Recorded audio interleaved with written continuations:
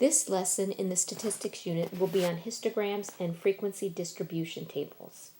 Now we've already organized the president's data by putting it into our calculators and sorting it and making a stem plot.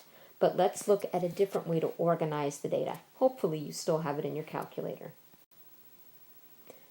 A frequency distribution table will group data to help better organize it. Here is a frequency distribution table for the age of each president at their inauguration. Notice here I have grouped the ages 30 to 40, 40 to 50, 50 to 60, and so on. But more importantly, X is equal, less than or equal to 30, but only less than 40. So that means the president age can go up to 40, but not actually equal 40 in this first group, right? It can go up to 39.9999, but not equal to 40. The next bin starts at 40. That will help us with continuous data, although this data actually is discrete because we're talking about individual ages. So the way you group data can be called classes or groups, or on something like an Excel spreadsheet, bins. And the most important thing is that you keep them equal widths. Now we can look at our data and ask ourselves how many presidents were between 30 and 40. If your data is sorted in your calculator, it's real easy. Now this one's easy, it was 0, and I actually don't even know why I put that bin there, but I just wanted to give a number of bins there. So now if we look at 40 to 50, and I mean equal to 40 but less than 50, there were 9 presidents, 25 presidents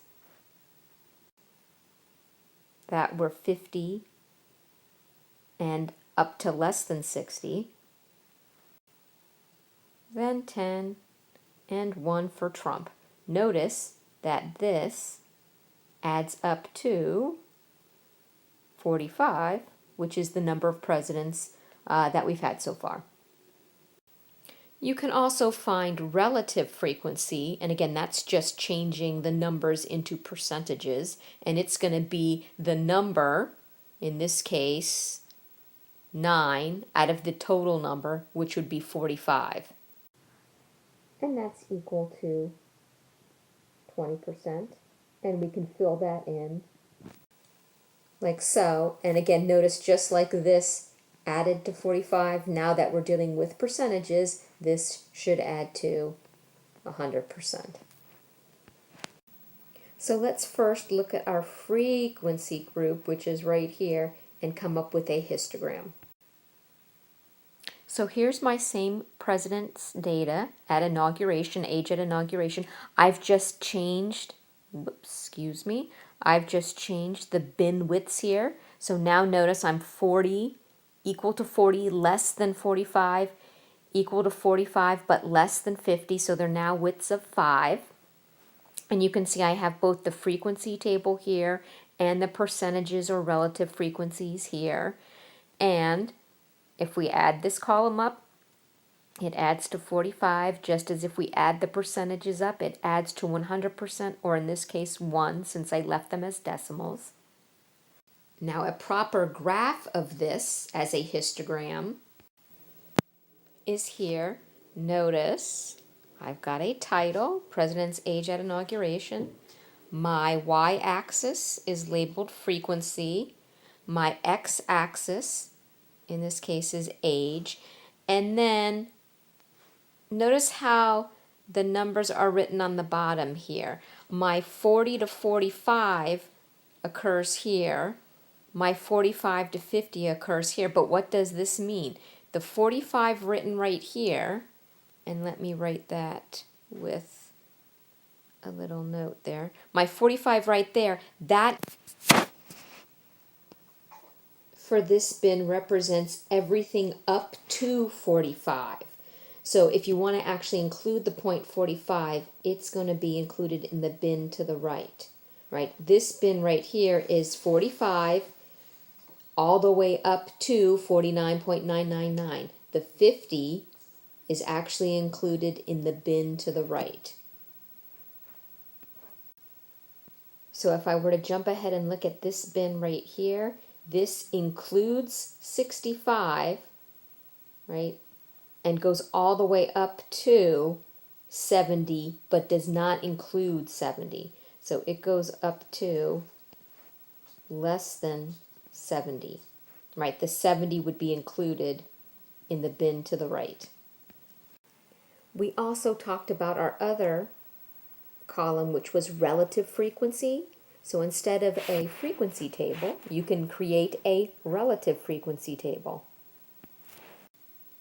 Notice the graph looks exactly the same as our frequency graph right here. The only thing that has changed is look how my y-axis is labeled. It's now labeled either percentage or relative frequency, and look at the numbers here.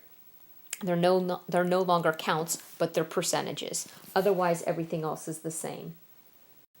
A relative frequency histogram is helpful when you have a lot of data points, right? Instead of having thousands here, we can talk about just percentages, or it's also helpful if you're comparing it to another data set that have different amounts of counts in them. Now that we've graphed our data with either histograms or stem plots, we want to come up with a way to describe what we're seeing. The best way to remember how to describe a data set is to always remember your SOCS. S stands for shape, and that's what the overall shape of our data looks like. The three words we want to focus on are symmetric, skewed left, and skewed right. Symmetric data will be balanced. It could take many different shapes. For example, that's one way to describe symmetric data. Let me add something like this. That's symmetric. Again, it's equal on either side.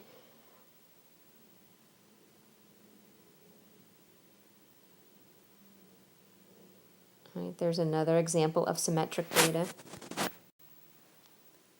Skewed left data will look like a histogram that looks like this.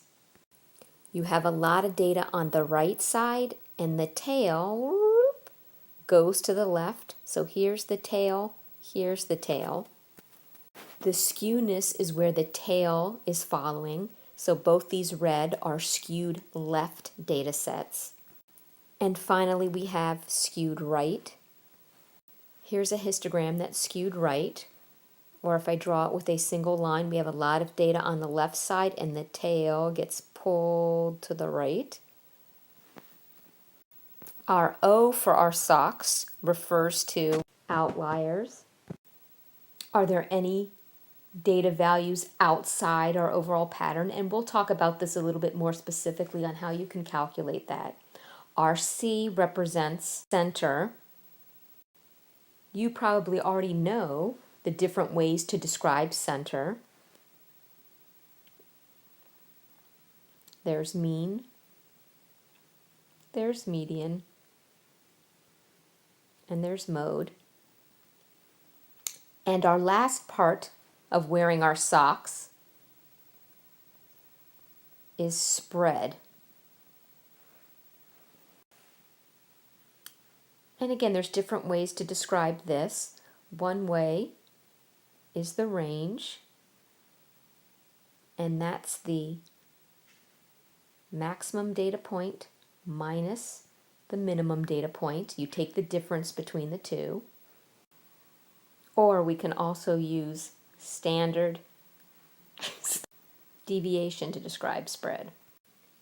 So always when you have single variable data or one data set, think about describing it using your SOCS: shape, outliers, center, and spread. So when you're graphing a histogram, you really can play with the data to change its appearance. You want to think about what your bin width or your group width should be. don't have 1 or 2 bins, but also you don't need 20 bins.